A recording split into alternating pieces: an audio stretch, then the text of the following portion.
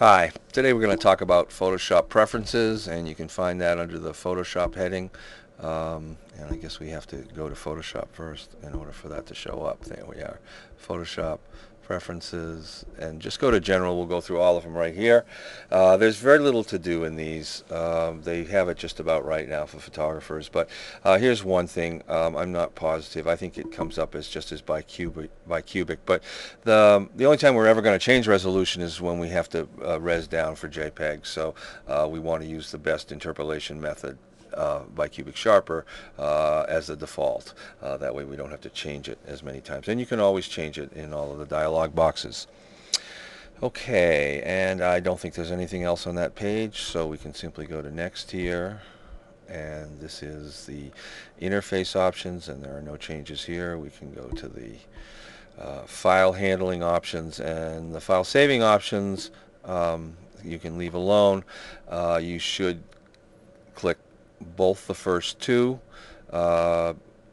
boxes, and then you don't need to ask before saving layered TIFFs unless you know there's a problem with some other programs that you use TIFFs for. And you always want to maximize compatibility now, because future generation Photoshop files will be able to be read in CS3, which means you could read these in CS2 or CS or previous versions. Whereas if you don't make this maximize the compatibility, you won't be able to see it. So for other applications and for previous versions of Photoshop, this is a good idea. And the default is to ask, so it stops and asks you if you want to save a file, if you want to do this each time you save a file. So just do this first, and there's really no need to enable version Q. So we just go to next here, and then here's a place, if you have your own computer and you have an extra, if you have more than one hard drive, you can do a lot of work, and but otherwise you don't have many choices when you're using a school's computer. So well, let's just go to next here. And now there are several things that a couple of things that you can do here. I believe the normal tip brush is the default, but you should choose precise for the other cursors. It will help a lot when you're doing some things.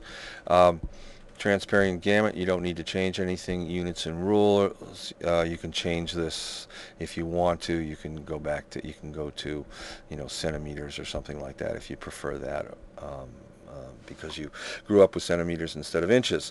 Grids, guides, and slices, no need to change anything. Plugins, this is only for the old legacy plugins essentially. And then there's really nothing here to do in type either. So then you just say OK, and that's all.